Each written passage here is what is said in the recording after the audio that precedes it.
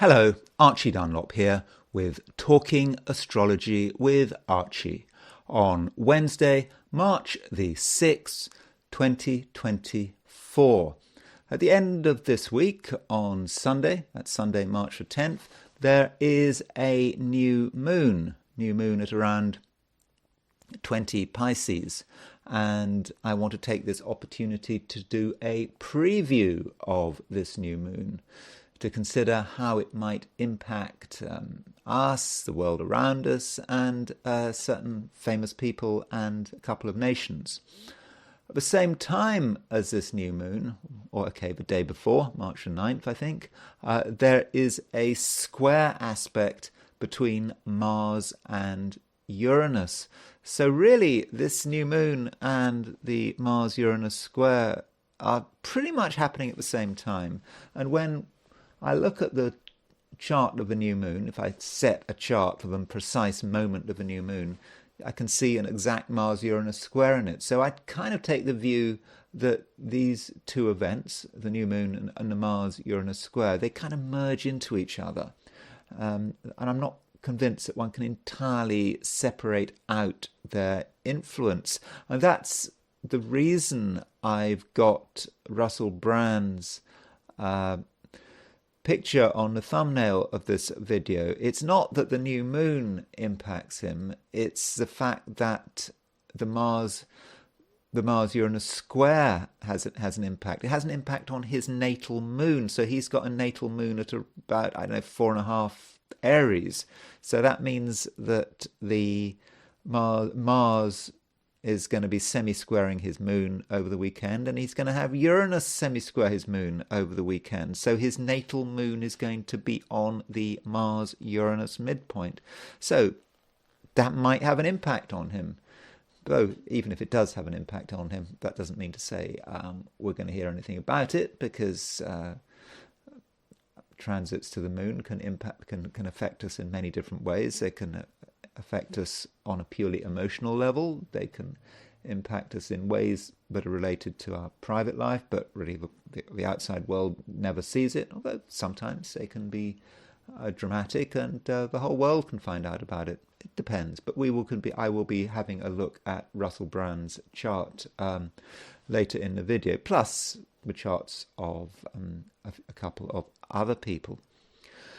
But first of all, I want to look at the astrology and the I Ching for today, Wednesday, March the 6th, 2024. So this is a chart, as usual, set for noon on Wednesday, March the 6th. You will see that the moon continues to be in Capricorn. At noon it is 25-24 Capricorn. Obviously this chart is set for New York. So for most of us, I think that we're going to continue to be fairly focused on ourselves and on our material interests. That's fine. That's the way it should be. Certainly no need to feel guilty about it. And this moon in Capricorn is making a trine to Uranus in Taurus. Some of us might have some good ideas. We might feel inspired. Now, not inspired as in sort of a flash of light, a more gentle, grounded inspiration, just a feeling about what we're supposed to be doing. It might suddenly all come together.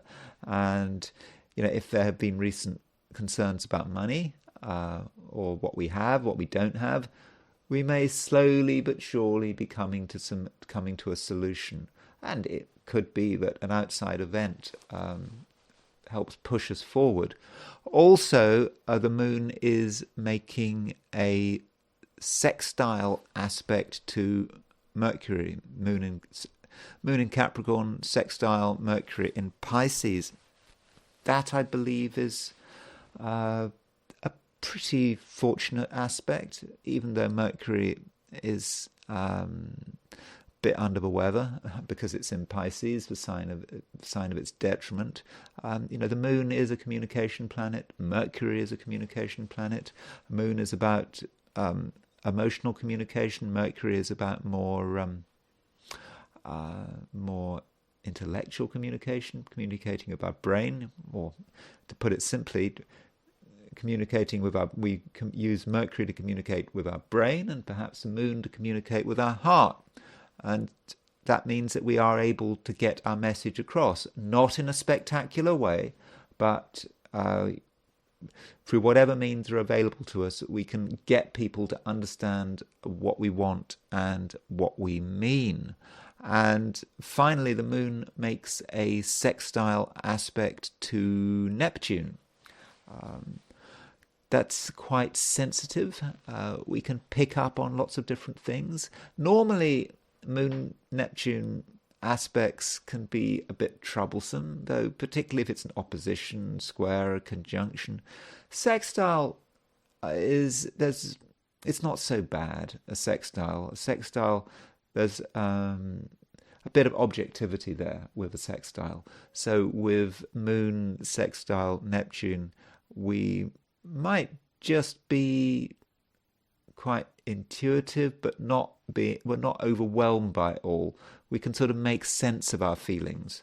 So if we get a feeling about other people, it's not like we're trying to work out what's going on because there's just so much information going on. We can't deal with it all. We can actually harness our sensitivity with that Moon sextile Neptune to actually sort of make use of what we feel about the world around us. Another aspect happening today is a semi-square between the Sun and Pluto. Now you can see Sun is at 1637 Pisces and it's 45 degrees from Pluto. I regard semi-squares as an important aspect, particularly when they're exact. The Sun and Pluto are almost on the same wavelength. So, what does this mean? The Sun is how we try to express ourselves. It is us. It's the core person we are, and it's particularly that self-expressive person. And when it's semi-square Pluto, there might be something holding us back. We perhaps get the feeling of something quite big and heavy that we need to take into account. Now, that might not be anything going on in the outside world. It just might be our own feelings. Getting strong feelings about what is happening in the world, and it's all a bit much, and we have to labour under this burden. But it might be that there are things going on which concern us, which are preventing us from expressing ourselves. So we do need to take that into account. Though when you're dealing with Pluto aspects, you never quite know how they're going to work, because Pluto can be about hiding things, being afraid. It can feel that something is really hemming us in, but it can sometimes be about power. Power perhaps being directed at us, but also us feeling we want to direct our power. So some of us will be feeling that we need to be in control. So that is certainly a possibility. Now, the Sun and Pluto both occupy the same midpoint, or rather, the Sun is on the Mercury-Saturn midpoint. Sun has been on the Mercury-Saturn midpoint for quite a time. It's kind of perplexing that it's been around for so long. I've been talking about it for weeks. It's because, as the Sun moves away from Saturn, you can see there's the Sun and Saturn. You see Sun is the distance between the Sun and Saturn is increasing by about 1 degree a day.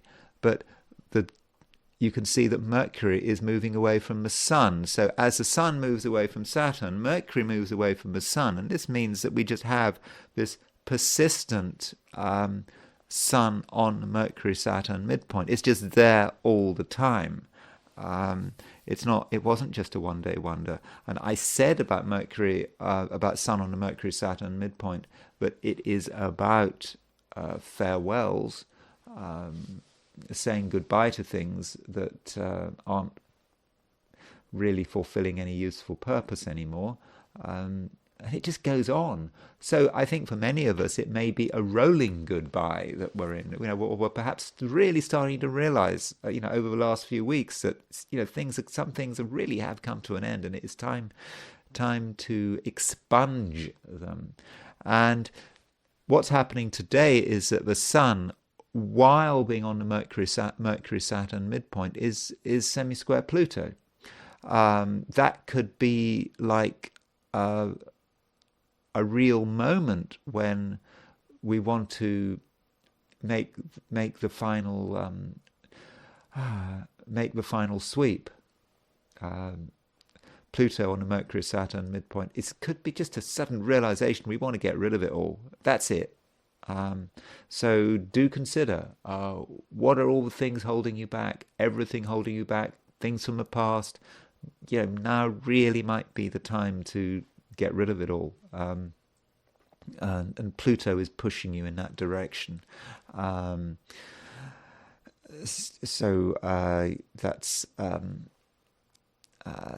that really is that's something you do need to consider. Oh, by the way, I was talking about Boris Pistorius yesterday as a sort of complete distraction. He's the German defense minister. So he's got transiting Pluto on his Mars-Saturn midpoint. So he's going to have, at the same time, he's going to have Mercury. He's going to have the Mercury.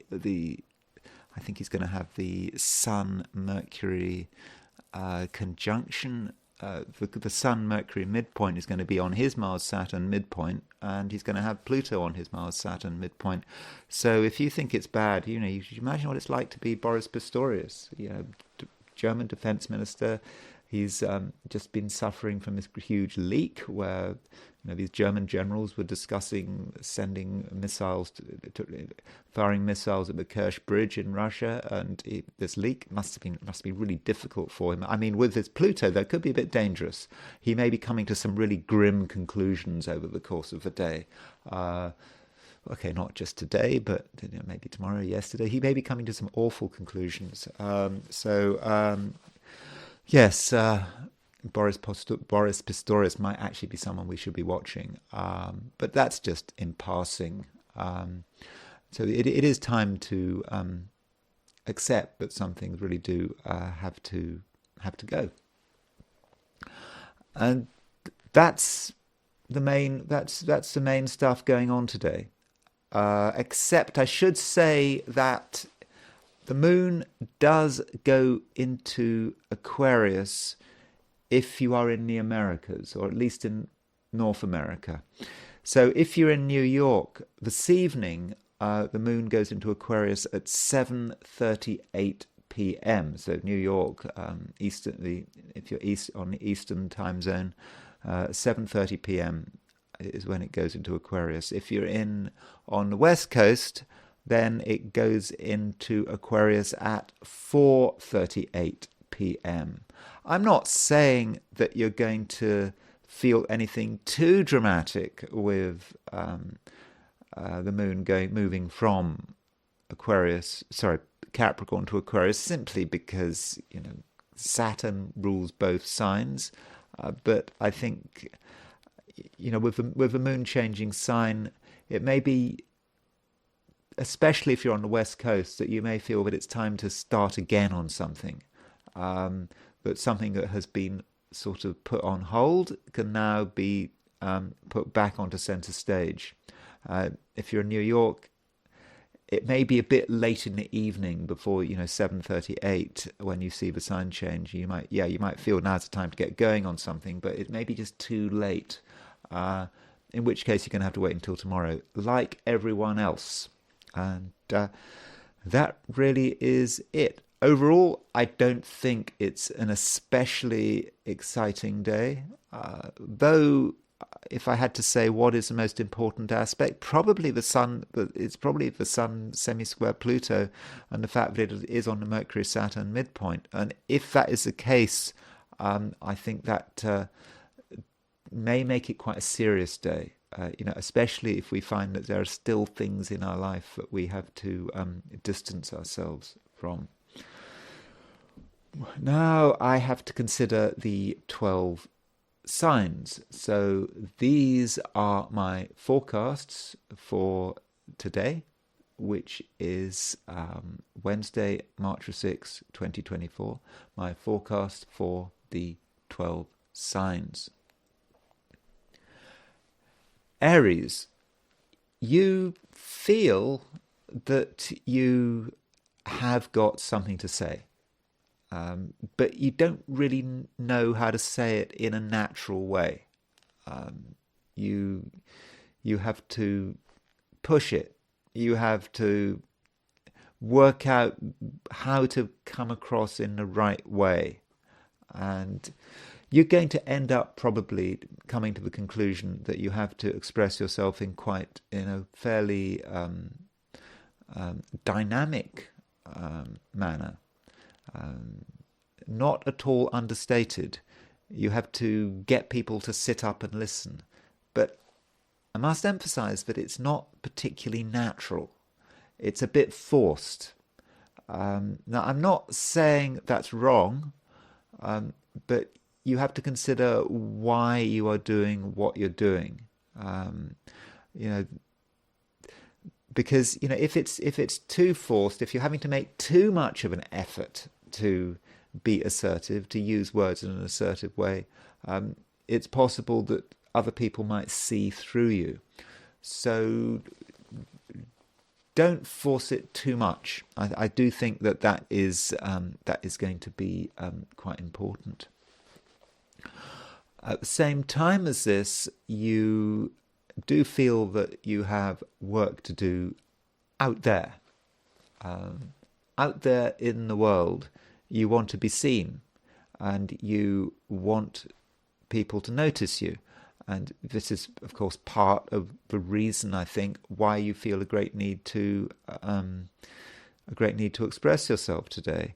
But if you want to be effective, Aries, it does matter that you are subtle. You really do have to listen to your feelings. And ideally, the moon is actually making a sextile aspect to Mercury. So moon sextile Mercury is about one form of communication. And moon sextile Mercury doesn't have to be forced. But if you do things naturally, if you communicate naturally, you actually don't say much at all. In fact, the communication perhaps should be one way. And when I say one way, I mean you listening and not you talking. So yes, I know you want to say things. I know you want to really force yourself to tell people how it is. But a bit of restraint could go a long way.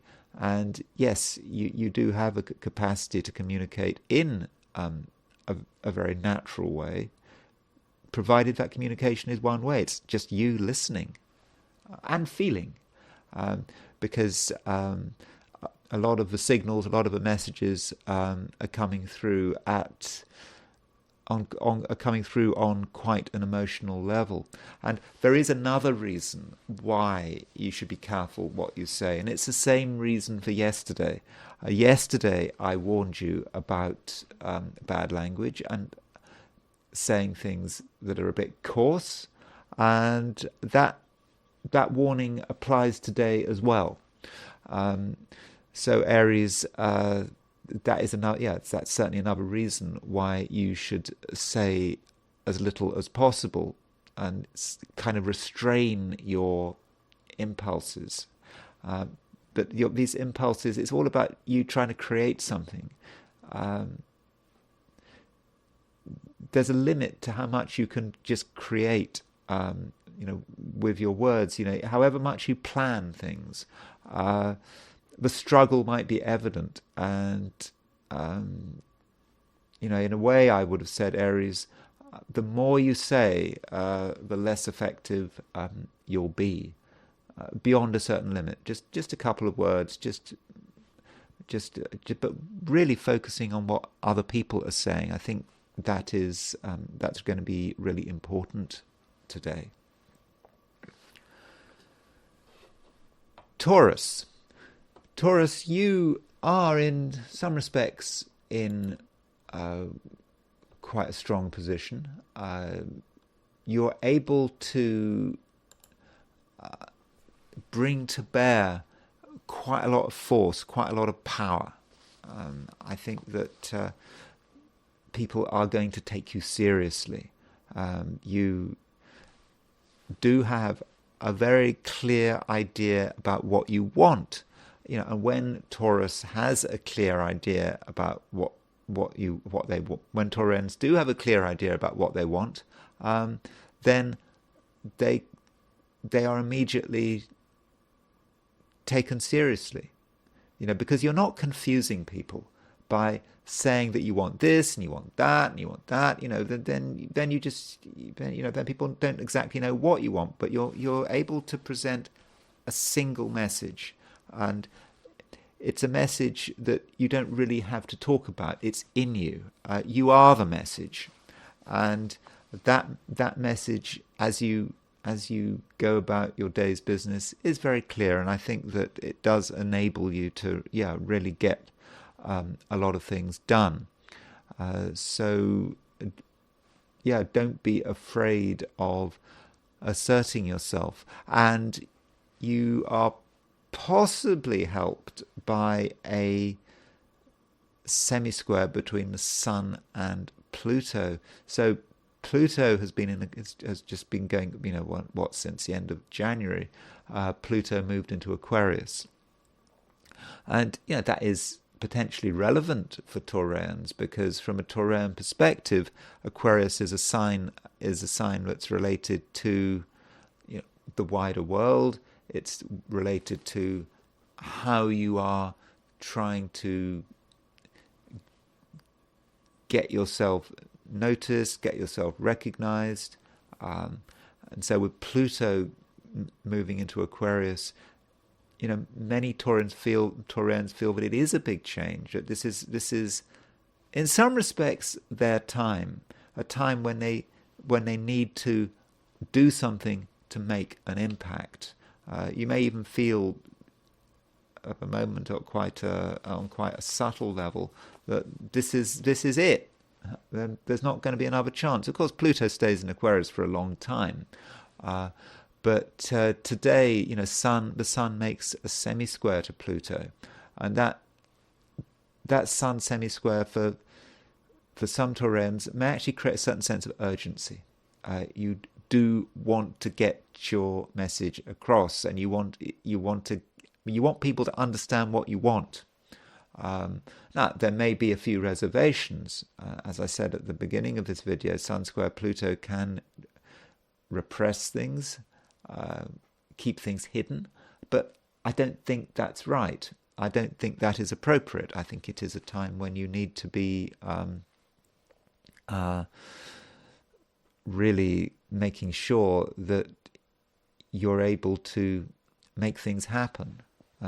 Okay, you don't have to make things happen today, but you have to start the process, and so and it's going to be important today, though, with Sun semi-square Pluto.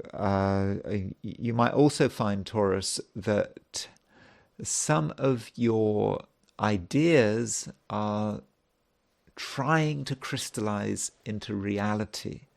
Over the last couple of days, you've been quite expansive. You've been thinking about lots of different things. You've been thinking about lots of possibilities, and you're starting to realize that you can't worry about possibilities forever. At some stage, you've actually got to put those possibilities into practice. And if you are in the Americas, certainly North America, then by this evening, as the moon moves into Aquarius, as the moon starts making a conjunction to Pluto, I think there may be a sense of urgency, even though it is the evening. There's probably not much, not much you can do because it is the evening. Okay, on the East Coast it's late afternoon, but perhaps in the last few hours of the day, American Taurians, or at least some of them, may feel that they need to get something off the ground. Gemini, you do want to have an impact. You kind of realize it's not necessarily going to be easy to have an impact because everything is a little bit up in the air. Different people wanting different things, different people being in your way, different people having to deal with them, but still you feel somehow you've got to have an impact, and I think that is right. It's not really a day, Gemini, where you want to be ignored. The world is out there. You're able to interact with this world. You sort of understand the world, not completely, but enough. And I think that does allow you to have an influence. And so don't underestimate yourself. So the question then is, how do you have an influence? And so what's happening, Gemini, is we're playing off two aspects. So one aspect is a decile between Mercury, your ruler, and Mars. And another aspect is a sextile between the Moon and Mercury. So both of these aspects are potentially about communication, but they're about communication that is very different.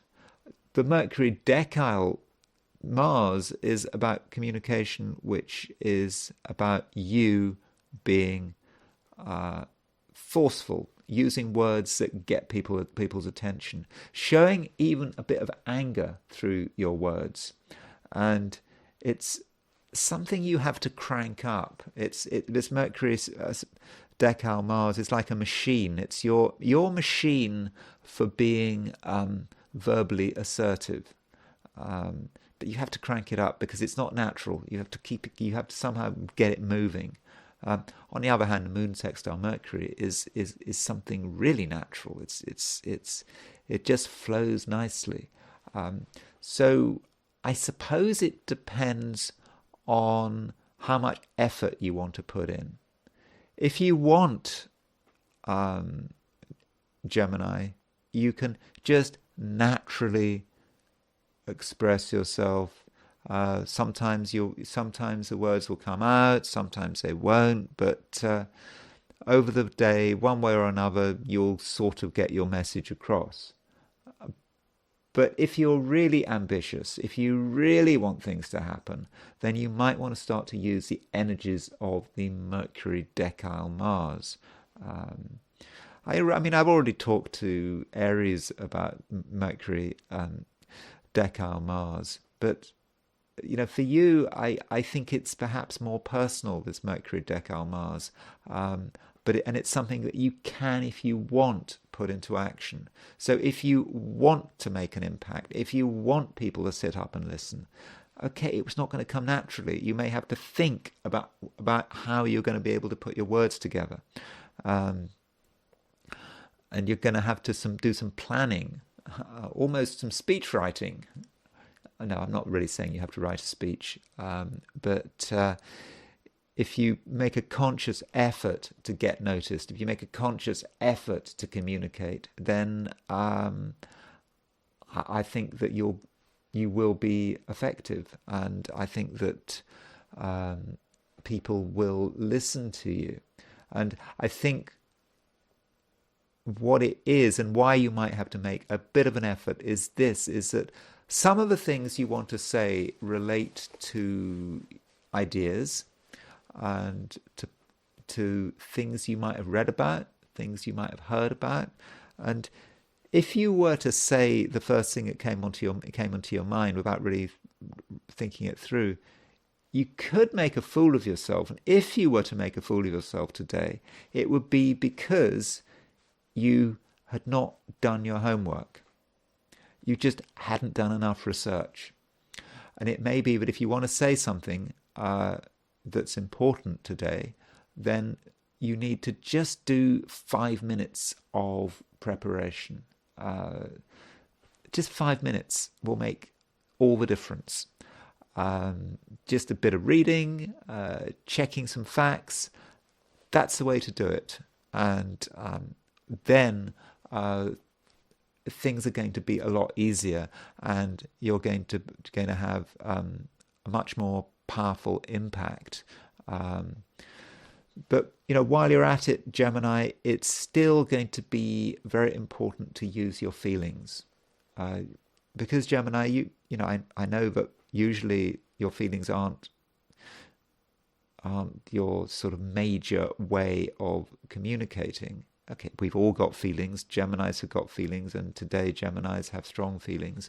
And by just feeling what's going on around you, you're going to be in a better position to, make the right decisions and be able to, you're then able to make a powerful and constructive impact. Cancer. So Cancer, the moon continues to move through through Capricorn, but now it's moving through the last few degrees of Capricorn. So, this does matter, Cancer, because, the moon is your ruler.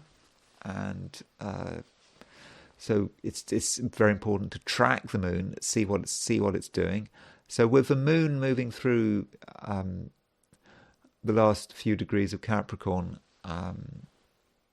you may feel that you've done what you have to do, and that there isn't much else that needs to be done. I would probably disagree with that. There is still a few things that need to be dealt with. And there are a few, perhaps, opportunities that you need to take advantage of. The moon is, while it's, in late Capricorn, for example, is making a sextile aspect to Mercury. That moon sextile Mercury is quite an intelligent combination. It's about knowing things without really knowing how you know them. And you have knowledge about something that you perhaps haven't fully recognized. But if you were to find a way of using that knowledge, you might be surprised by actually how much you know. In fact, it may be a situation where you have sort of assumed that you're not an expert on something. You've always assumed that other people know more than you. I mean, not in general, but about a particular area. I mean, it's an area that you find interesting, perhaps, but you don't really feel that you know much about it. But when you actually try to engage with this, and in terms of actually discussing things with people, you may be quite surprised to find that you're the one that knows the most. And you may find yourself being an unexpected expert today, and you don't know why you're an expert. You don't understand how you became an expert, but you have become an expert. So that is perhaps an opportunity you need to pursue, being able to utilize an unexpected area of expertise. And while you're at it, you can have a quite dramatic impact on the world around you without really having to try. Just your mere presence makes people listen. They do want to hear what you have to say. Again, you might not think you've got anything to say, but you've still got a lot to say. And you're also at the same time feeling quite sensitive, but in a constructive way. Sensitive because you can pick up on other people's feelings, and you can feed them back, and that certainly looks good.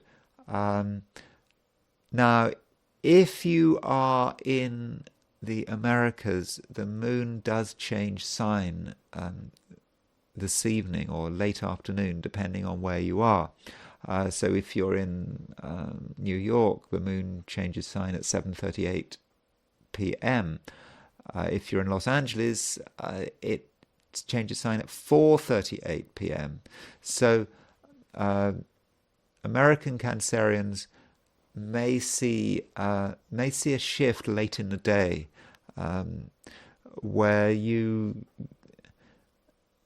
suddenly become a little more detached, because the moon is changing sign from Capricorn into Aquarius, and you may feel suddenly that yes, you've done your bit, now you need a bit of distance, and you need to concentrate perhaps on serious things which maybe other people can't really help you with.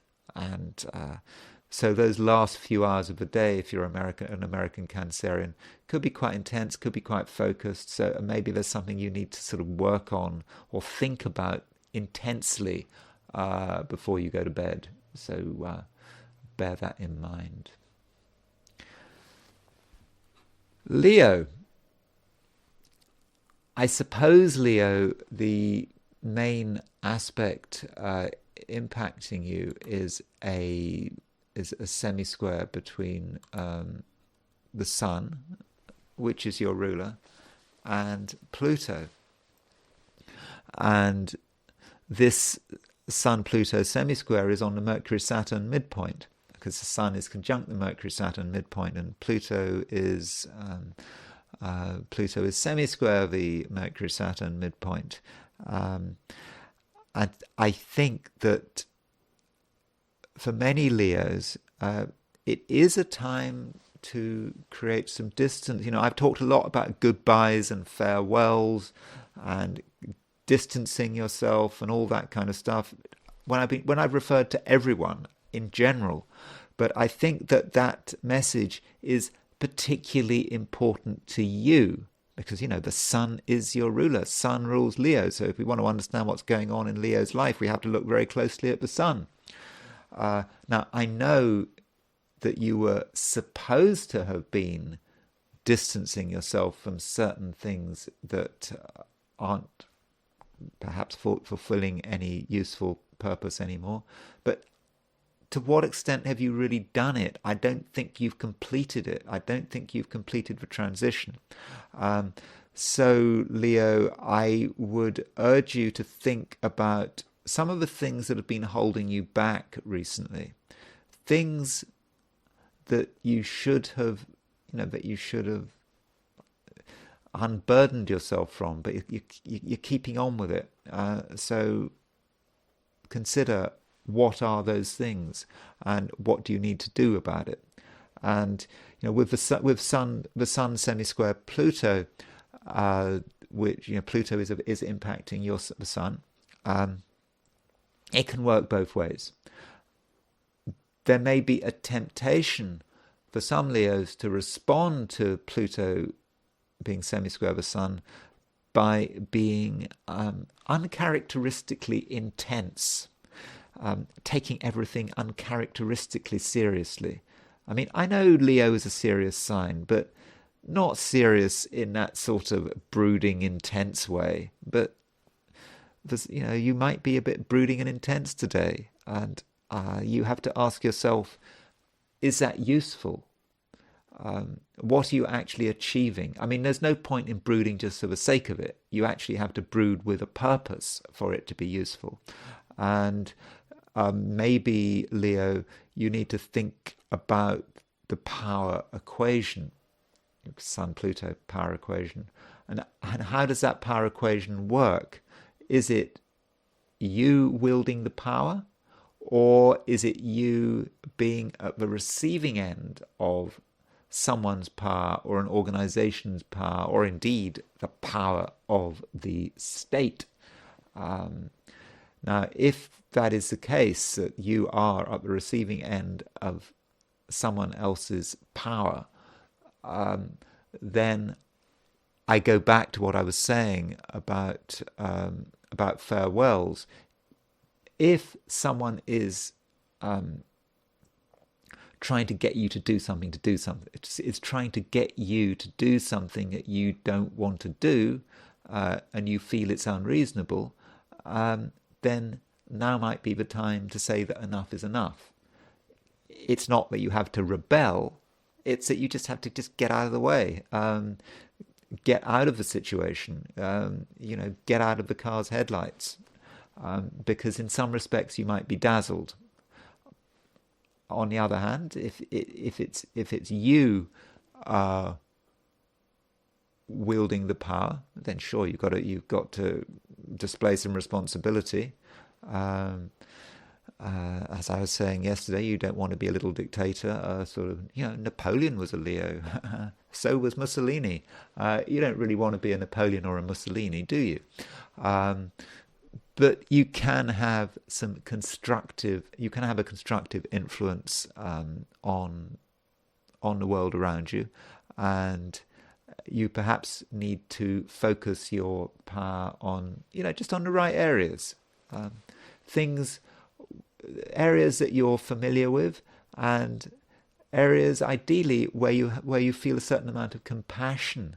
The sun, which rules your star sign, or your sun sign, your star sign, or your ascendant sign, or your moon sign, depends how you look at these.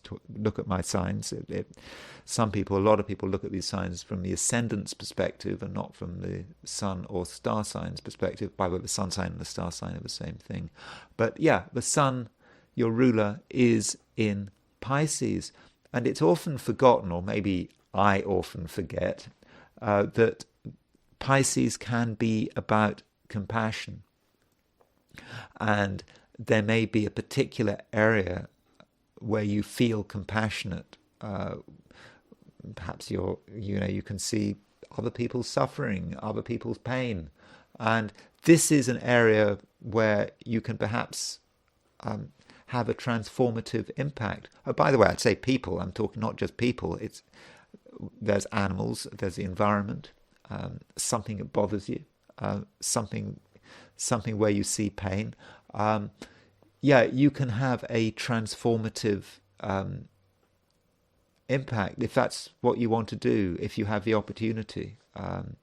So it's not just about you, it's about what you can do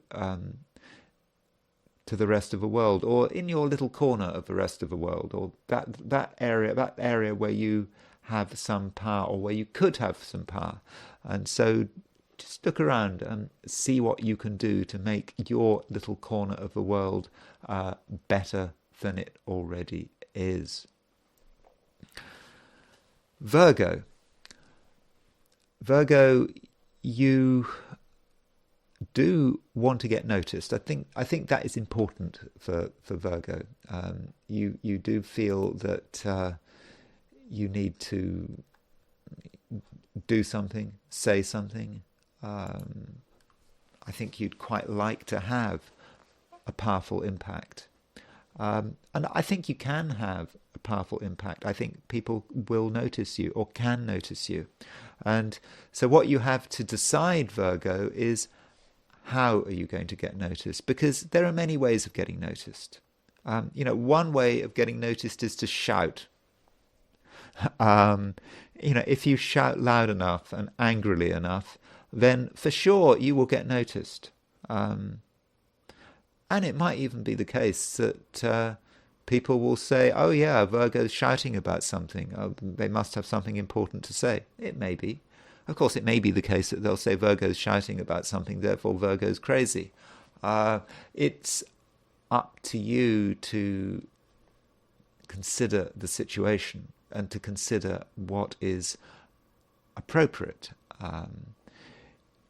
You can get noticed, and you can have an impact in more subtle ways without having to shout.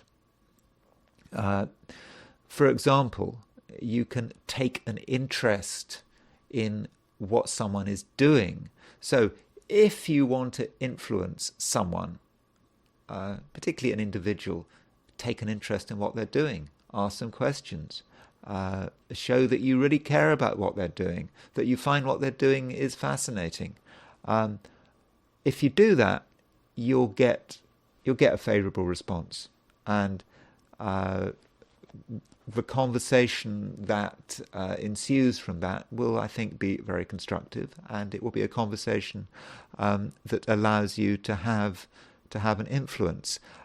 So that might be the best way of going about it, not feeling that you have to make a lot of noise.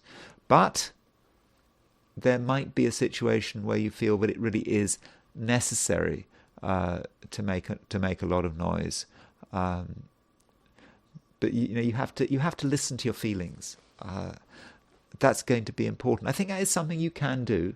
After all, the moon is making a sextile aspect to Mercury. Mercury is your ruler. So if the moon is making a sextile aspect to Mercury, you can listen to your feelings and you can understand what the situation calls for. And, you've got to be honest with yourself. You mustn't be impatient. You mustn't be impulsive. You must just try to understand what is going on and, how best to respond to it. And because if you get it right, you will be able to stamp your authority on the situation without offending anyone. It will be clear that you have something that you'll have something useful to say, and so that I think is in general the right approach for you. As far as relationships are concerned, okay, I've already been talking about relationships, but the specifics of one-to-one relationships, I think you're still in a situation where you probably need to follow rather than lead. And I need to qualify that to say you need to follow rather than lead. That means you need to follow by understanding the situation.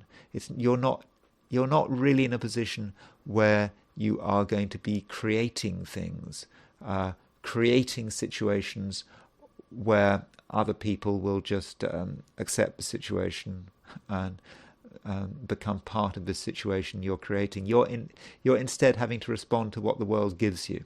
And so when dealing with people on a one-to-one level, you're having to deal with their reality.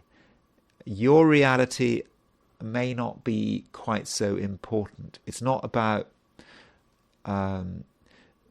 pushing your agenda onto them. I don't think that's going to work, especially on a one-to-one level.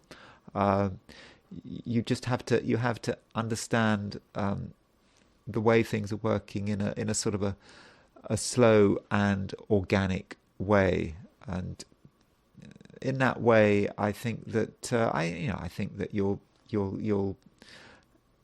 be able to make gentle progress, but as I said at the beginning of this piece, you do have the capacity to be persuasive, but you just have to work out how best to be persuasive. And very often the best way to be persuasive is just to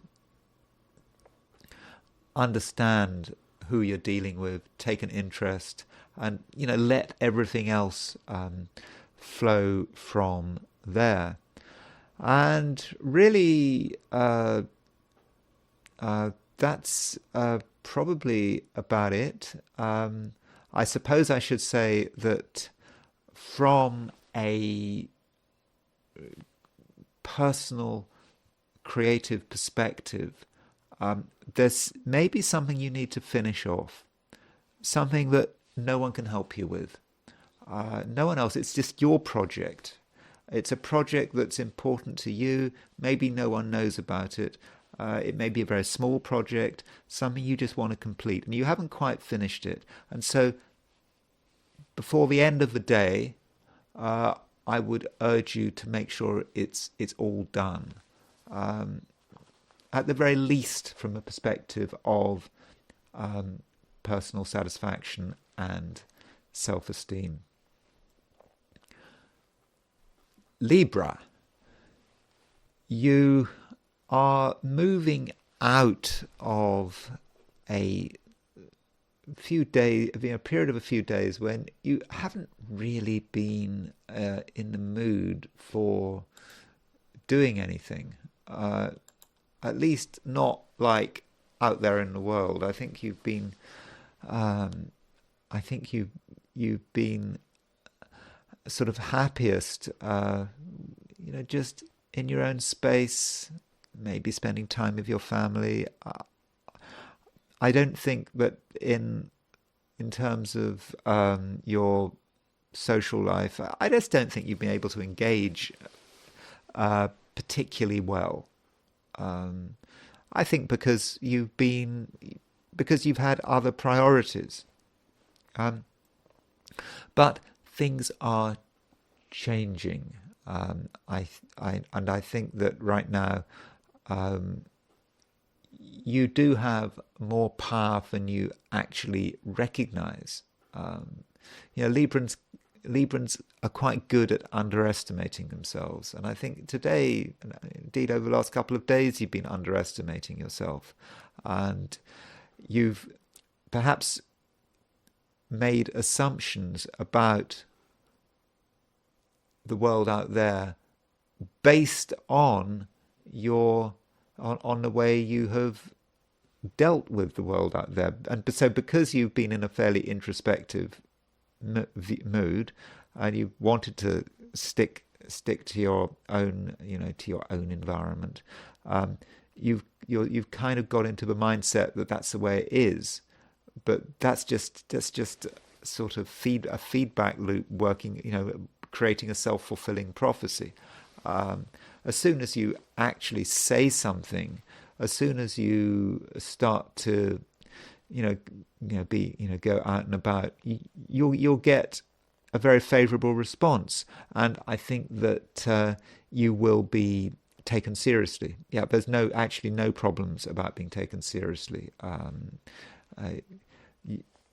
In fact, you're going to be taken more seriously than usual, especially late in the day, as you start to make a transition. Maybe the transition is about feeling comfortable about something. You perhaps needed a couple of days to just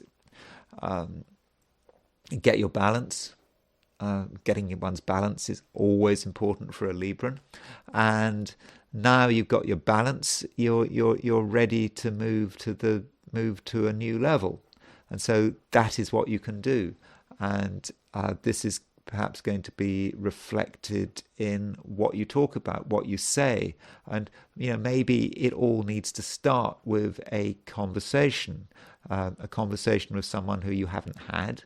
A conversation with someone you maybe have not seen for some time, or you've decided not to communicate with them, but now you're back in touch, and you can.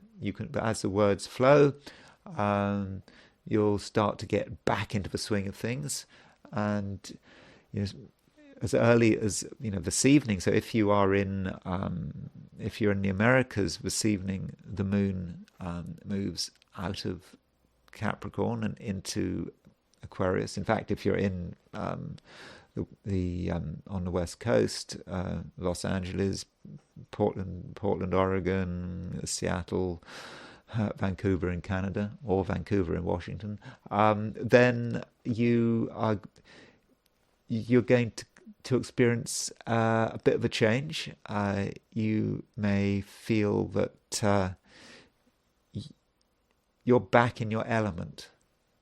I mean, after all, the moon is moving into Aquarius. Your element is air. So as the moon moves into Aquarius at the end of the day, then yes, there's a sense that things make sense again. Now, if you are not in the Americas, then it's the same what I've just said, but that applies more to tomorrow.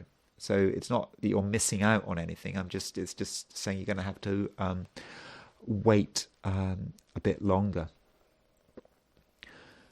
Scorpio, you feel that there are some things that you would like to know about, and you are quite curious today. Just things attract your attention. You hear people talking about things, and you're wondering, what are they saying? Or maybe, Scorpio, you hear things maybe like on the internet, certain facts, and you say, what is going on? Okay, that might be curiosity about stuff that is really garbage, but it's still curious. I mean, I know that Scorpios are not supposed to be particularly curious, that Scorpios are supposed to be serious people that sort of focus on their feelings, and they want to be in control, and what other people are doing is none of your business. But today you're interested, and actually I think that's quite a good thing. It's like you don't have to be committed to be interested. So you can try things, you can experiment with things, you can learn about things today, Scorpio, without feeling that there's any commitment whatsoever. If you don't like something, if something isn't to your taste, then you can just go somewhere else. No one's asking you to stay anywhere for longer than you want to stay. Though you perhaps need to recognize that in many respects you're not an expert. I mean, you're an expert on some things, obviously, but there are other things that you are absolutely not an expert on. And I think you do have to recognize that. There's a danger that you might get a little bit of knowledge and think, because of this knowledge, that you are in a position of some authority. And clearly that is not going to be true. And so in that sense, Scorpio, be very careful about what you claim, because some Scorpios might make claims that they can't really back up. So don't make bold statements today, if you can possibly help it. Because those bold statements will be listened to, they will make an impact, and you may find that you're asked to back those bold statements up with action, or at least explanation. And that could create a difficult situation for you. Another thing you have to be careful of is really an extension of yesterday. So yesterday, Scorpio, I did warn you about the language you use, and some of the language you might be tempted to use may be inappropriate. It may just, as I said, I think I used the word coarse yesterday. Yes, and I say the same thing today. Beware of coarse language. This is a reminder that when I do these forecasts for the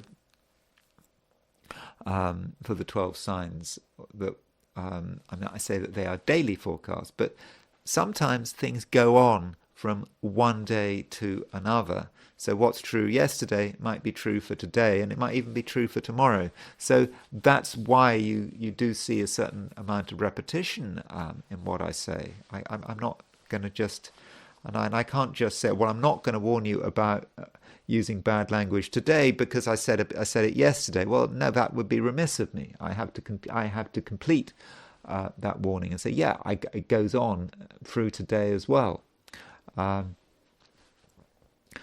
Turning to your work if you're working, I understand you may not be working today, or career may not be an important issue for you. If it is, if you are working, if you do have a job, I think that today you may feel that some kind of change is actually necessary. I mean, this is not just, I suppose it's not just about job and work, it's just about something you're doing out there in the world, in society, something you're something you're involved with. It could be a charitable activity, it just could be something you're doing which reflects one of your interests, it involves meeting with people. But whatever it is, you kind of feel that there's a change is necessary, that something is not right. And I think what it is that there may be a situation that's been going on for a long time that is not satisfactory, and you put off making changes. Or maybe you've tried to make changes in the past, but these changes haven't worked, or you've forgotten about them and you got distracted. But things are coming back into focus again. Because with today, there is this Sun semisquare Pluto, and this Sun semisquare Pluto is going to it's going to give you a lot of focus and perhaps even a little bit of urgency, and a sense that if you're not careful, you're going to lose control of the situation. And if you want to stay in control, or give yourself control, maybe if you've already lost control, you want to get back into control, something has to go, something has to change. So Scorpio, I think you have to decide on what it is, and perhaps you need to act sooner rather than later. Sagittarius.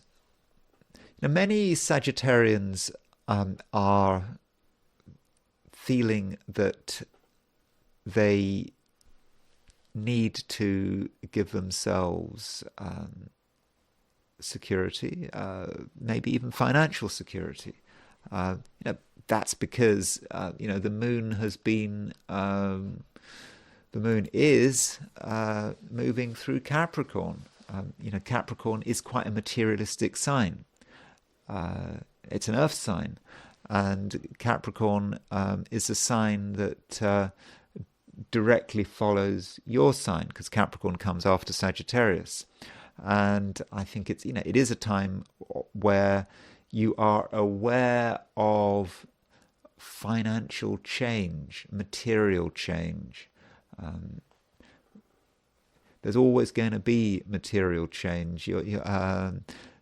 How much money you have will change from day to day, and obviously, but I think that is of interest to you, and I think that you're trying to stabilize the situation. I mean, I'm not saying it's unstable, but you perhaps feel that it could be even more stable. And I think you have some thoughts about the matter. I mean, the moon is in Capricorn. It's making a sextile aspect to Mercury. So this gives you ideas about money, and it gives you ideas about financial security. I mean, Mercury is in Pisces. From a Sagittarian perspective, Pisces is a sign that is about grounding. It's about security. I know that Pisces is supposed to be a water sign, but I'm talking about that it's sort of a little bit chaotic, a little bit too flexible for its own good. But we're talking about it from a Sagittarian perspective, and so I think that moon sextile Mercury allows you to think carefully about what security means and what you can do to create security for yourself. And so I think that's something you you possibly should be doing. It doesn't perhaps sound very exciting, but it's certainly useful, and you may be able to have contact with one particular person who can be very useful, and this person may have some really good ideas and have some good advice, which you should consider taking on board. So that's really the main picture today. I don't think it's going to be especially exciting. With this, with Moon in Capricorn, it's not really where you would like the Moon to be. There are no planets in fire signs, and that's always a bother if you're a Sagittarius. But if you're in the Americas, late in the day, the Moon does change sign. It does move into Aquarius. So this evening in the Americas, or indeed late afternoon if you're in the Eastern time zone, New York, and of course if you're in some Eastern time zone in Canada, or I don't know, where is that? So Brazil, maybe. My Brazilian geography isn't great. You may feel not just that you want to communicate with someone, but you may feel that you need to take a short journey. You feel you want to go somewhere this evening. Is it worth the effort? I don't know. If you take a short journey this evening, it may sound simple, but in the end, it may become more complicated than you realize. I think that is because the Moon, once it moves into Aquarius, it makes a conjunction to Pluto. So evening phone calls, if you're an American Sagittarius, they meet, or evening journeys, evening visits, they may sound very simple, but they may turn out to be more complicated than you'd actually realized. But that's nothing you have to worry about if you're not in the Americas. If you're not in the Americas, then I think you've done your thinking. You're doing your thinking. You know what's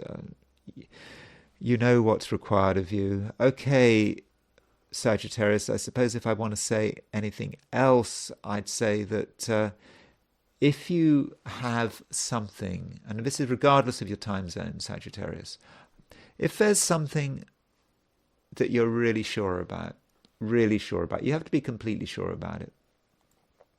But if you are completely sure about it, then I think it may be worth making a spectacle of it.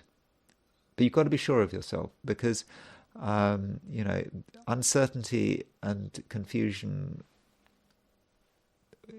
could be punished. But if there's something you really know you're right about, then in certain situations it may be a case where you have to take a stand and tell everyone what you believe. People might not want to hear it, but it may be just something that you just have to do. And you will know if you've got it right. You will know straight away if you've got it right, because you'll know from the reaction you get. If you say something important, say something that's important to you, and you get a favourable response, then I think, Sagittarius, you're going to know that you're on the right track and you're saying something important and very, very useful. Capricorn, Moon moving through last few degrees of your sign.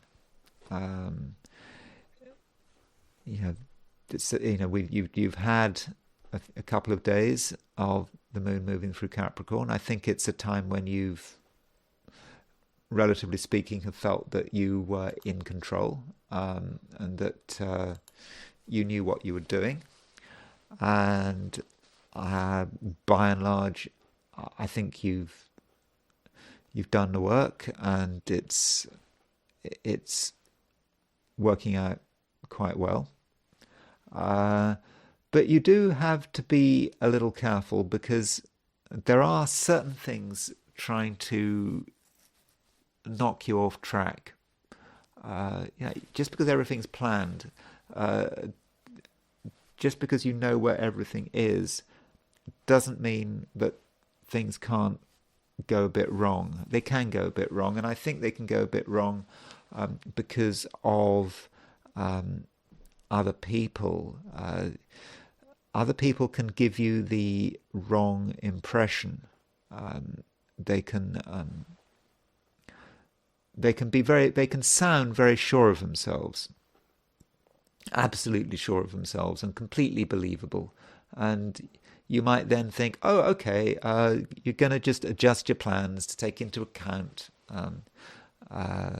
other people, and then you adjust your plans, and you realize that some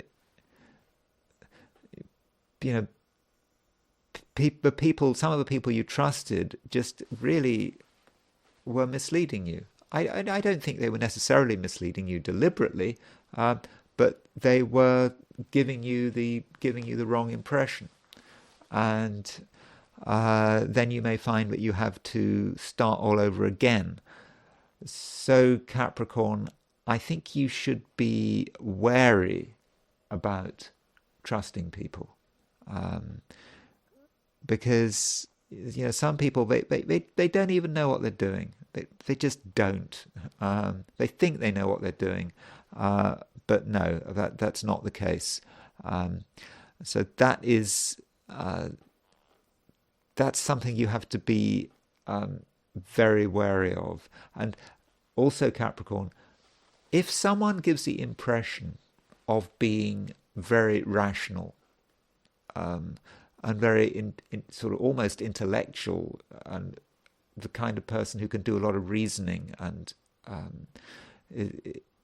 is not going to be swayed by emotional considerations. If you meet someone like that, then weirdly that's a sign that it's almost the opposite. So the more rational someone is, the more logical someone is, I think, Capricorn, the less they can be trusted. So given that situation, if you do have to deal with people, it's important you ask questions. That doesn't mean you have to interrogate people. You don't have to sort of grill them. Just ask some gentle questions. It might seem that it's a slow process, but you ask people a few questions and just listen to their responses, and through their responses, you will be able to understand whether or not they can be trusted, because their responses will indicate whether or not their overall position is coherent. And you'll see if they're misleading you, you'll start to see discrepancies in their answers. So in that sense, actually, it may be quite a good day if you are a Capricorn detective, or you'll be able to get to the truth by asking questions, but in a very indirect kind of way, because your feelings will be on good form. Your feelings could allow you to be deceived, but that's only if you're not paying attention. But if you're paying attention, if you listen to what people are saying with a critical mind, then I think by the end of the day you can discover the truth about a couple of very important matters. Aquarius, you're kind of waiting for something to happen. It may not happen today. It may not happen until tomorrow. But there's no harm in waiting, is there? I mean, things don't always happen immediately, and I suppose what I'm really referring to is the fact that the moon is moving through the last degrees of Capricorn. It's about to move into your sign. When it moves into your sign, it does depend on your time zone. If you're in New York, then this evening, moon moves into your sign at 7:38 p.m. If you're in Los Angeles, it's at 4:38 p.m. If you're in Montana, if you happen to be in Montana, and that is Mountain Standard Time, I think I need to check on these states in between. I think that would be 5:38 p.m. But yeah, so if you're in North America, then this evening the moon will move into Aquarius, and you may feel this is what you've been waiting for. Though in the evening you may not have an opportunity to actually do many of the things that you were wanting to do immediately. But there is that, it is that time as the moon does move from one side, from Capricorn into Aquarius, that you're sort of getting ready to do something. And for many of us, particularly if we're not in the Americas, we may be talking about something that you can't really put into action until tomorrow, but it's just another day. But that doesn't mean that you have to do nothing. Possibly the most important aspect today, Aquarius, is a semi-square between the Sun and Pluto. And this semi-square between the Sun and Pluto does affect you. This is obviously because Pluto is at the beginning of your sign. And so when Sun semi-squares Pluto, it drives it home. It drives it home, the fact that Pluto is now in Aquarius. And so you are thinking, are you in control? What has changed? Are you not in control? And I think it's almost like a lot of Aquarians may almost instinctively be doing a control audit. In fact, I think it might be actually quite a good idea to do a control audit. So what I mean by a control audit is looking at, every aspect of your life, especially those aspects of your life where you're having to deal with people or an organization, and considering who's in charge, who's in control, who's calling the shots. And where you're not in control, thinking about, well, is this appropriate? Now, it depends on the situation. I mean, some people don't mind not being in control. It's like, if you are a super Christian church-going Aquarian, well, if you are, you're probably not watching this video.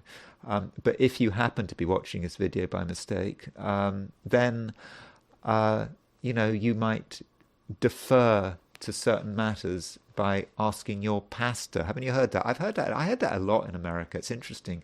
You talk to someone about some religious topic, and they don't give an answer. They say they'll have to ask their pastor. So that's an example of someone not having control and being happy not having control. But yes, a control audit would be a good idea. And if you find that there are places where you're not in control and you should be in control, then I think with the Sun semi-square Pluto, you're probably going to take the view that now is a time to make a change. Now, I'm talking about the Sun. Now, the Sun is important from an Aquarian perspective because the Sun rules Leo. And, of course, Leo is your opposite sign. So Sun semi-square Pluto is maybe that the sun might represent a partner or someone quite close to you who is feeling quite intense, feeling that the world is a heavy place. The world is a heavy place that needs to be taken seriously. So if you get that sort of heaviness from someone close to you, I do think it's very important to respect that. And I suppose I also need to point out or remind you that it's not just that the sun is semi-square Mercury, but the sun and Mercury are together. They're on the Mercury-Saturn midpoint, and this might mean that certain relationships need to change, and even some relationships you may take the view that something is coming to an end. And I'm not talking about end of a marriage or anything like that, because you have lots of relationships, but there may be one particular relationship that could have nothing to do with marriage or romance or anything like that, with Sun semi-square Pluto on the Mercury-Saturn midpoint, where today you look at it and you think, yeah, this is coming to an end. Or perhaps you take the view that a particular phase of the relationship is coming to an end. So I think that is something that you need to consider. I'm not asking you to jump to any conclusions. I'm just asking you to look at how what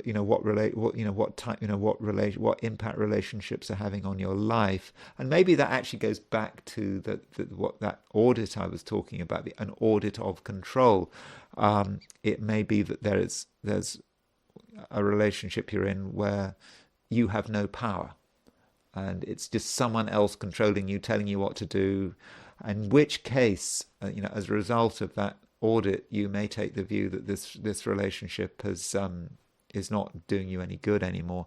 But I don't want to be too negative about it. And I think the key point, Aquarius, or one of the key points, Aquarius, is that the moon is about to move into your sign. And indeed, if you're in the Americas, it moves into your sign late this afternoon or this evening.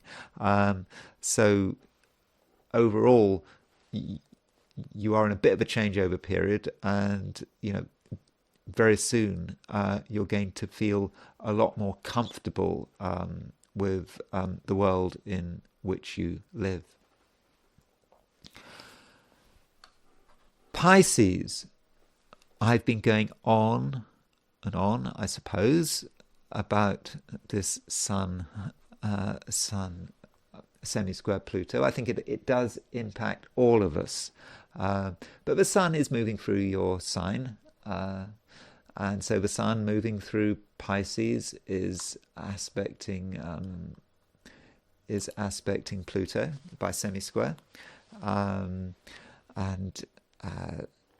that does mean that issues of power are going to be important to you. You're going to be asking who has the power. You may also find that your own power comes from unexpected sources. What is the source of your power? What makes you powerful? What could make you powerful? Is it anything out there, or is it actually something internal, an internal emotional process? And I do think that with this the Sun semi-square Pluto may relate to an internal process.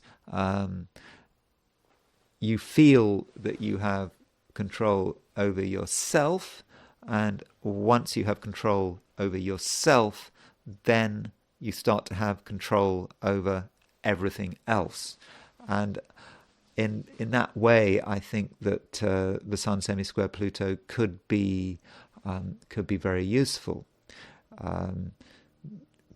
But you don't have to be scary, and you don't have to be scared. That is an issue with Sun semi-square Pluto. In certain cases, it can make you scary, because you are concerned about control.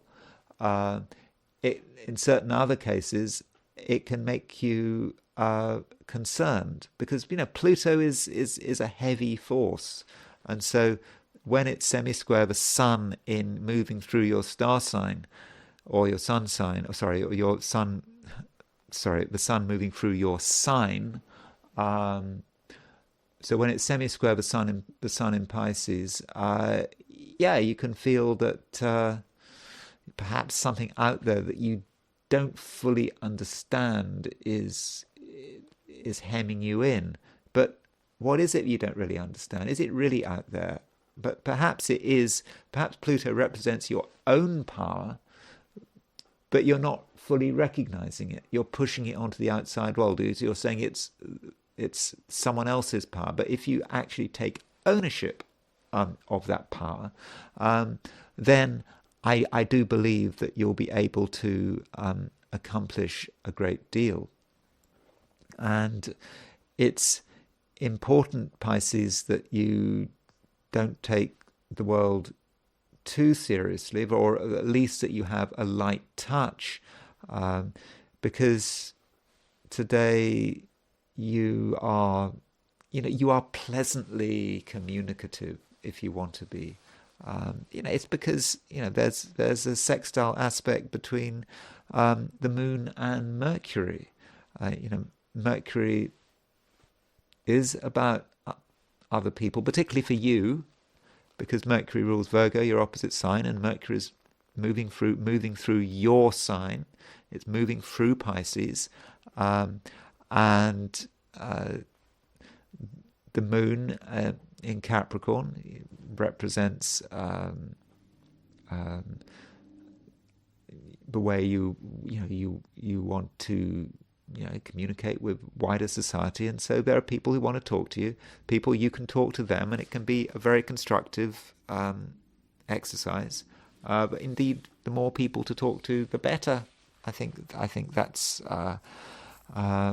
that is going to be pleasant. And also, I think you need to actually understand how other people are dealing with the world.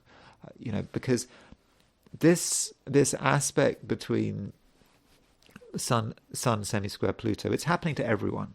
I really must emphasize it's not personal, but different people are responding to it in different ways, and I think it would be very useful to understand how other people are responding to it, to understand other people's fears, what people see as being the biggest problem affecting them and maybe society at large.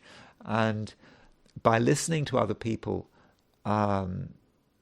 different viewpoints about the world and the problems in the world, or perhaps the problems in your community, that can perhaps show you that you're not really taking the weight of the world on your shoulders, that you are not unique, and it's all about everyone trying to understand and interpret what's going on in their own way, but also giving feedback. And I think you might feel a lot more connected if you can have serious conversations with people. I mean, not very serious conversations, but conversations about serious matters, not conversations about trivia. Just so everyone can communicate their view of the world, and I think that should give you a greater sense of understanding, and I think it would also make you feel less alienated. The I Ching, as always, gives a different view, and I ask the question: what is Wednesday going to be like for those watching the I Ching segment of this video? So the first hexagram I got was this one, 47, oppression. It's not a great hexagram, I'm afraid. To understand the symbolism of this hexagram, the top 3 lines represent a lake, and the bottom 3 lines represent an abyss.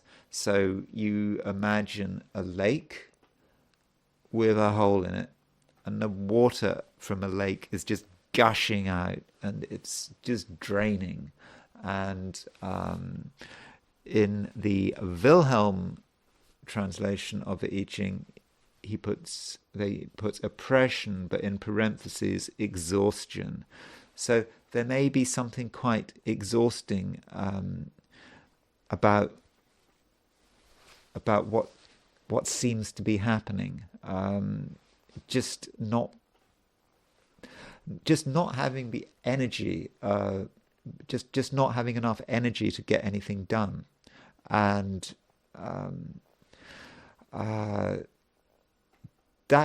that's something we just have to perhaps accept. So if you're planning on doing something today, consider that it might just be a little too much. And so I would advise you not to take on too much. If you are having to take on too much, consider how much energy you have. What are your energy levels?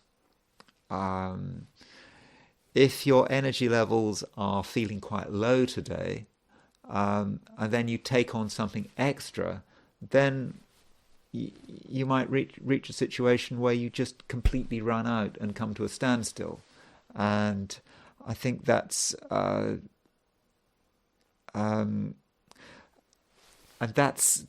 is a problem. And normally when you are in this kind of situation, you'd probably think, well, what can you do to supplement the energy? What about help? Maybe you can get help. Maybe there are support systems you can call on to get you through this task that you're trying to address, or just getting through whatever you need to do today.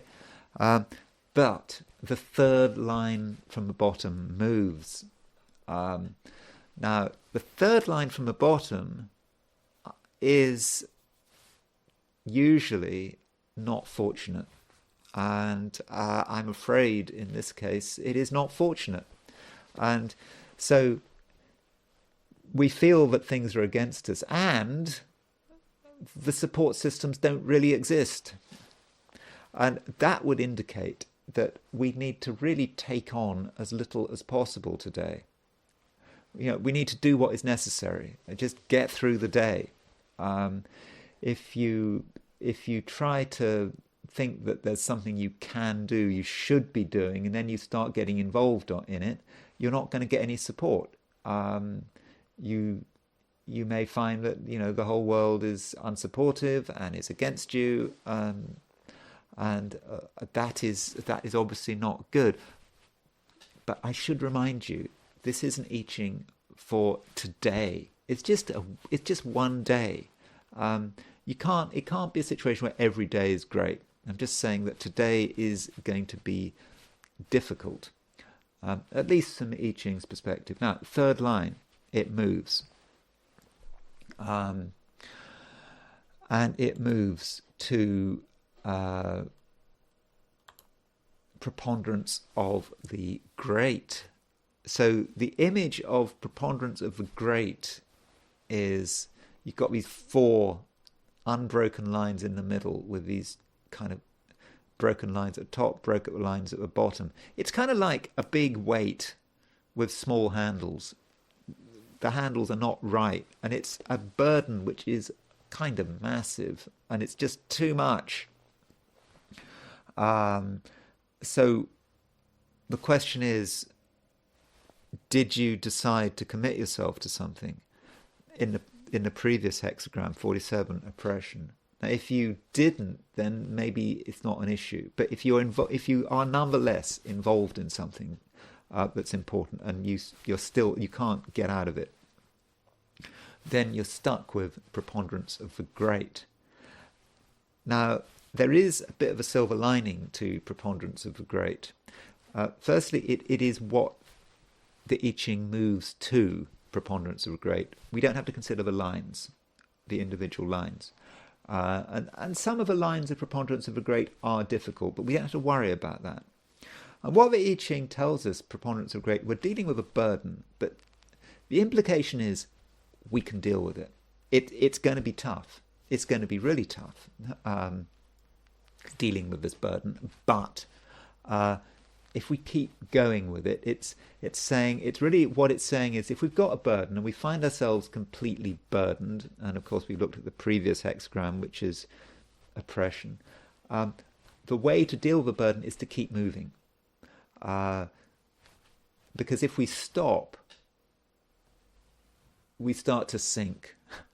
But if we keep moving, the momentum of our movement, okay, it may be, every step might be difficult, but the momentum of our movement should keep us going. And in the end, we will be able to carry the burden to our eventual destination. So in the end, we will make it. But it may not be fun and it may not be pleasant, but it's only one day.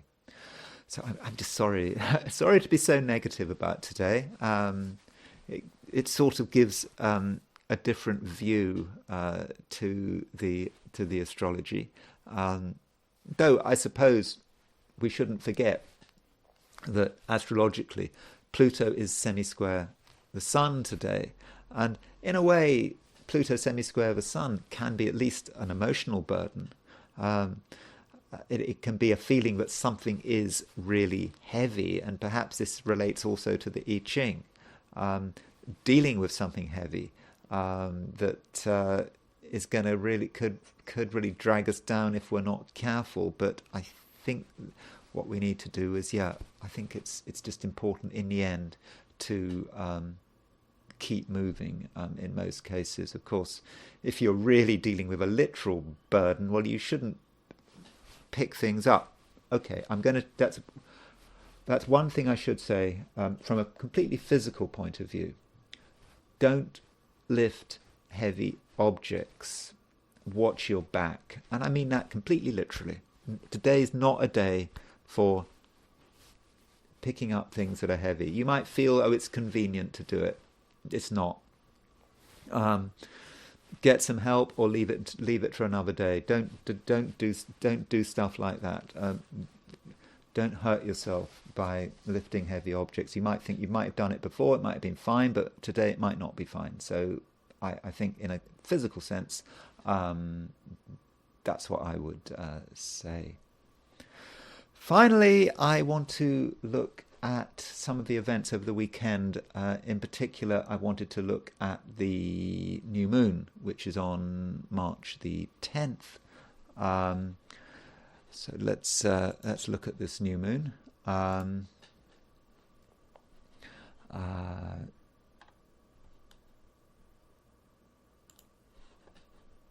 This is the new moon. Is that the new moon? Yes. So this is the new moon. I've set this for Westminster. Why not? And so this new moon is at 20 degrees 17 Pisces. So in a general sense, end of the week, new moon, we start a new lunar cycle on Sunday, March the 10th. So right now the moon is waning. Moon is getting smaller and smaller. You can so night before last I still saw it in the sky. I think it's just about visible, but it's getting thinner and thinner, and soon it will disappear. And so when you've got a new lunar cycle, that does suggest a new beginning. And this is new moon, 9 o'clock in the morning on Sunday. So perhaps we should wait until 9 o'clock in the morning on Sunday or afterwards before starting things. You don't want to start things on a waning moon. There is the question of what is the nature of this new moon. This new moon is okay. It is at 20 degrees 17. So I said it's 20 degrees 17 Pisces. Now, interestingly, Uranus and Mars are in square at the same time, and we're getting this 20 coming up. 20, 20, 20. See, Mars is at 2011 Aquarius. Moon is at 2017 Pisces. Sun is at 2017 Pisces. And Uranus is at 1953 Taurus. So, that means that this Mars-Uranus square is kind of hitting the new moon. I mean, Mars is semi-sextile. Mars is 30 degrees off from this new moon. And Uranus is sextile the new moon. So it's not a square to the new moon, but I feel that this new moon is very much influenced by that Mars square Uranus. It's very tied up. And when you look at a new moon is like a gateway. I always say this when you have a new moon, a full moon, perhaps a solstice or an equinox. It's a gateway. Gateway is opened. So when the gateway opens, whatever is happening in the sky comes down into our sphere down here on Earth. And then for that split second when the new moon is exact, the gateway is open and it stamps itself, certainly for the next fortnight. And I think the fact that the Mars square Uranus is happening at the same time as the new moon may indicate that we're dealing with a period of great tension, even violence coming through. Remembering there are war zones going on in the world, in Gaza, in Ukraine, other places that we don't know about, that people can't keep track of all these war zones. Ukraine and Gaza is about enough, but there are bad things happening in a lot of places in the world. I don't know, there's always something bad happening in the Congo, but it doesn't get reported, does it? Was it Democratic Republic of Congo? I get mixed up. It used to be called Zaire. Is that right? I don't know. But there's always something going on there.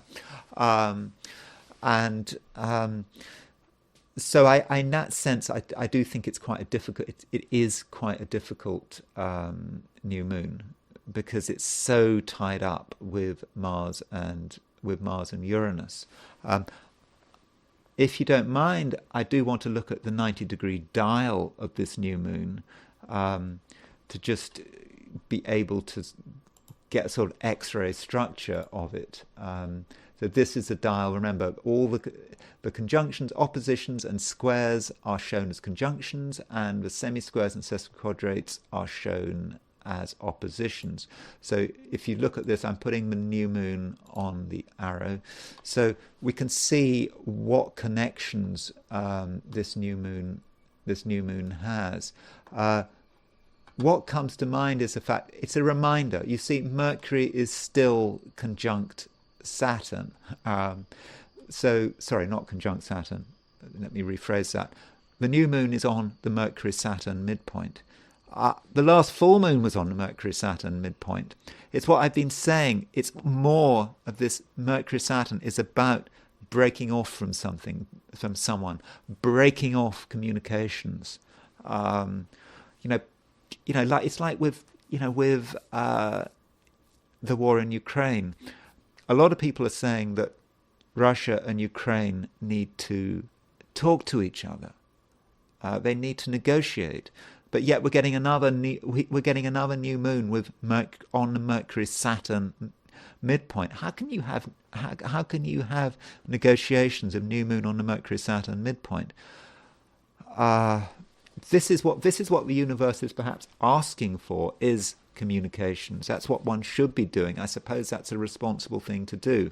But I think with this Mercury-Saturn, on our sort of personal level, It's a reminder that this new moon is telling us again, what stuff do we need to get out of our life? Really, what stuff do we need to get out of our life? That is an important part of this new moon. There is another aspect. If I use hypothetical planets, there are two hypothetical planets. One of two of them. One is Cupido. Cupido is relating to love, union, community. There's another one, Admetos, which is to do with delay and things not happening. And this new moon is on the Cupido Admetos midpoint. So that suggests sort of delayed, that relationships getting stuck. I'm just going to use Vitter's rules for planetary pictures just to see what he says about Cupido on the Admetos midpoint and how that hits with the sun and the moon. Cupido at the sun and the moon. He says, it's grim actually. Sun on the Cupido Admetos midpoint. The man who experiences the dissolution of his family, who is part of the dissolution of a partnership or community. Or the moon on the Cupido Admetos midpoint. Women whose husbands are absent, lonely and deserted women. Passing association with women. The lonely hours of relaxation. I mean, I kind of said, I'm kind of mentioned that midpoint because I kind of want to be a bit of a troll, because I think that, people like to say wonderful things about new and full moons. People will probably talk for hours and hours on YouTube talking about all the romantic potential of new and full moons. Well, this new moon is on the Cupido Admetos midpoint. You've seen what Vitter says. It's not a great new moon for people coming together. If anything, this is a new moon for people separating, or for realizing the differences between them. Of course, you might take the view that's just hypothetical planets, and we can't take those seriously. They don't exist. So another thing to notice about this this new moon is Pluto. At least set for London. Let's see. I can move this arrow. There's Pluto. It's Pluto is somewhat difficult as well. Even if you discount the midheaven, because you see, Pluto is on there's Mars-Uranus, there's that Mars-Uranus square shown as a conjunction, and there Pluto is on the Mars and Uranus are hitting Kronos and are hitting Hades. Kronos is the power of the government. So the destructive power of the government, I would say, and Hades is about sort of death and destruction, and that kind of gives us more of the same thing. So overall, I think it is actually a pretty difficult new moon. I don't think there's much grounds for being positive about this new moon, particularly when you look at it from sort of a midpoint perspective, and when you realise that it's so tied up with Mars and Pluto. Now, as far as where on Earth might it be having an impact? So this is a new moon set for Westminster, set for the UK, and of course we know that in the UK, there are all sorts of problems. I mean, I don't live in the UK. I haven't been back to the UK since 2019. I hear that the economy is still not good, although it depends who you listen to. Some people are saying, inflation is improving, unemployment remains low. But you've had issues with the royal family. Of course, we've had this drama about George Galloway winning the Rochdale by-election. And we have Pluto exactly on the midheaven if we set this chart for London. and that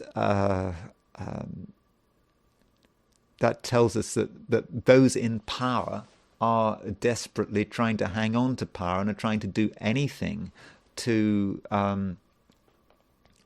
maintain their position, and I think we saw that with the reaction to George Galloway's by-election win, with Rishi Sunak, making this speech, which I think has been widely criticised, about warning about extremism, overreacting to what is just it's an interesting by-election victory, but how important it is, I don't know, but maybe the powers that be are making this important.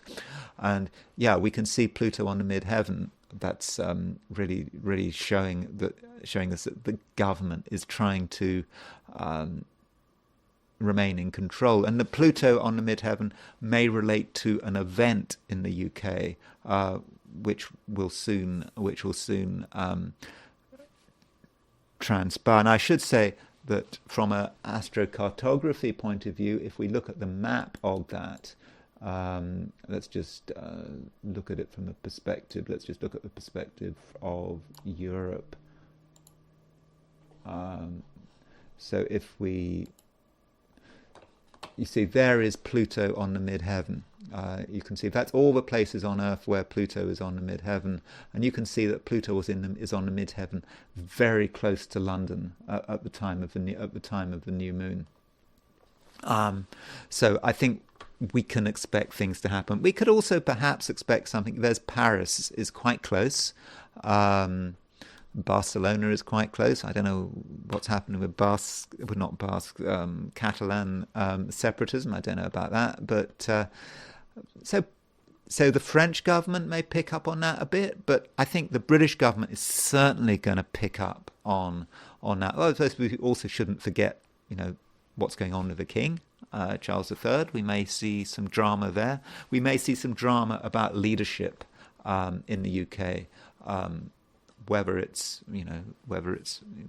politics, the royalty, whatever, leadership changes, pressure, transformation, something about that. Leaders under pressure in the UK, and with Pluto conjunct the midheaven in London.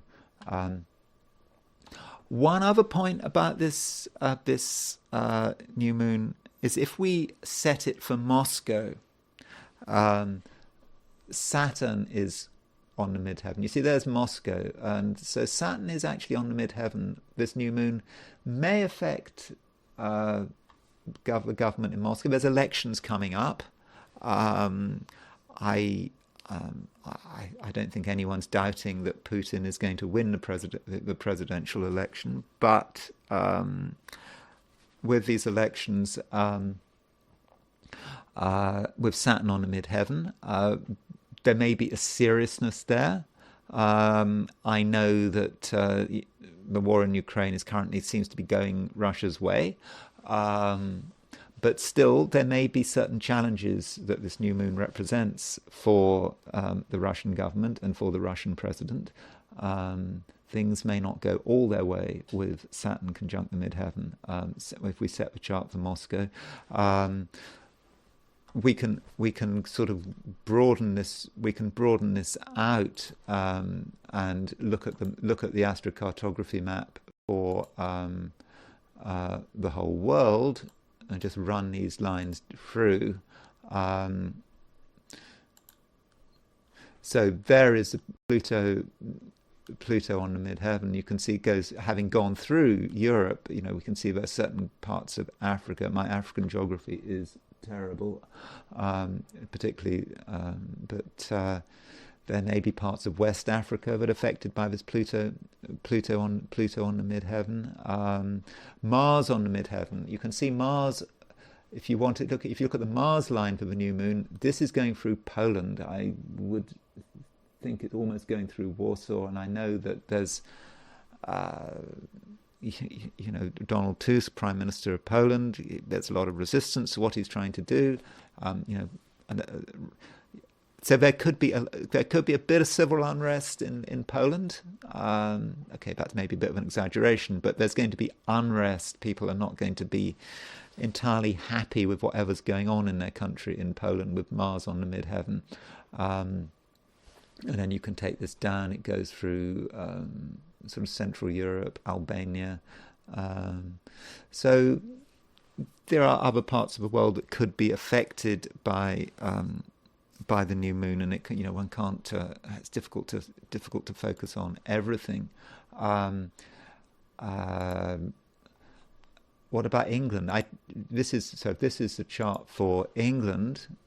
It says December the 1st, 1066. This is, but December the 31st. In fact, that's because it switches between Julian and Gregorian calendar. This is actually the chart of the coronation of William I on December the 25th, 1066. And so, how does the new moon impact? How's it impacting how is it impacting England and by extension the UK? So is there anything going on of interest? There's a reminder here that Britain has England had Venus at 29 degrees 51. It's just had Pluto opposition the Venus. I think the Pluto conjunct England having transiting Pluto conjunct its Venus. I think that was part of it. That was when probably people getting concerned about Princess Catherine getting sick. Venus I'm pretty sure, was Princess Catherine, and that's that Pluto conjunct Venus just before leaving Aquarius. That's probably what brought her illness, whatever it might be, into the limelight. The new moon itself is on Britain's south node, a new moon on England's south node. I think the new moon may encourage the UK government to do things that it shouldn't be doing, that it should have grown out of. Neptune in Pisces. Is that going to be anything to do with the sea? One thinks of Britain and Palmerston, 19th century gunboat diplomacy, or maybe it's going to tempt Britain to attack probably Russia in a sort of military sense. What it's always trying to attack Russia, trying to plan attacks, and I think that is going to encourage Britain to do stuff against Russia, possibly of a naval nature or attacking by water. And it's on the south node. It's about Britain doing something it shouldn't. It should perhaps have grown out of. It shouldn't be doing. And if the UK government does that, it could blow up in their face. It's probably unwise. And there's a reminder here that Britain is on thin ice. Continuing with a water analogy, look at Neptune. Neptune is slowly moving its way towards the UK's sun. The moon is the people. This is not nice. But it's not directly connected with the new moon. But I just, as I'm looking at the UK chart, I just want to remind us all of that. So that's England. Okay, while I'm looking at charts, always a good idea to look at the American chart. I haven't looked at the American chart for some time. July the 4th, 1776. Does this new moon affect the US? So there is the new moon. Now, what the US has in its chart, if you take July the 4th, 1776, as the beginning of the US, it has a Mars-Neptune square. So Mars is at 21, 23 Gemini. Neptune is at 22, 30, 25 Virgo. And this new moon is actually square the United States is Mars, its opposition of the United States is Neptune. So I think that this new moon, may encourage the US perhaps to get involved with things, maybe in a foreign policy way, but it shouldn't really be involved with it. This new moon confuses America. It confuses America about how it should be using its force. And so, as with the UK, there may be a military dimension to this with this new moon. But it also emphasizes America's fundamental powerlessness, and I think that's perhaps what this new moon is going to do in the US context. So now I just wanted to just look at a couple of people who I think might be influenced by this new moon and this Mars-Uranus square. So if you look at Russell Brand's chart, so Russell Brand, he's the sort of media star maverick who's been accused of what was he accused of?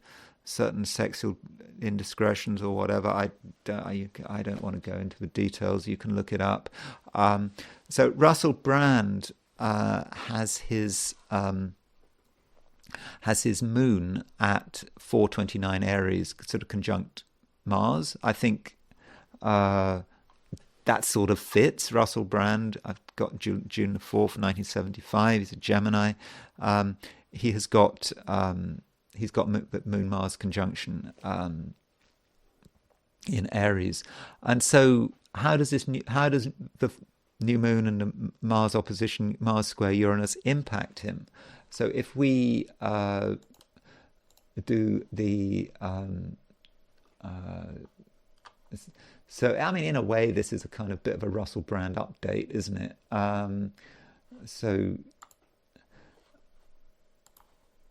So there is Russell Brand's moon, and you can see that Uranus is semi-square his moon, and Mars is also semi-square his moon. So his moon is being really hit by that Mars-Uranus square. Now, what does that mean? Maybe maybe there are going to be, over the next few weeks, there could be stuff going on regarding these original allegations that I think certain women made against him. Maybe it's going to start to resurface with Mars-Uranus hitting his moon. I think if I were to advise Russell Brand, I think he has to be very careful about impulsive behavior with that Mars square Uranus hitting his moon. Also, he is a Gemini. He's got his sun at 1244 Gemini, and Saturn is starting to move towards a square of his sun. In the light of the recent issues he's been having, again, maybe it's going to be a difficult time for Russell Brand. When's that aspect exact? It is exact. I should have prepared this earlier, but it's around the 24th of approximately. Around the 24th of March, he will have Saturn exactly square his sun. So I do think the rest of March could be quite difficult for Russell Brand, and he needs to be very careful and very self-disciplined. So anyway, that's Russell Brand's chart, but just an update. Someone else. Oh well, we haven't looked at Meghan's chart for a bit, have we? So there's Meghan's chart. Meghan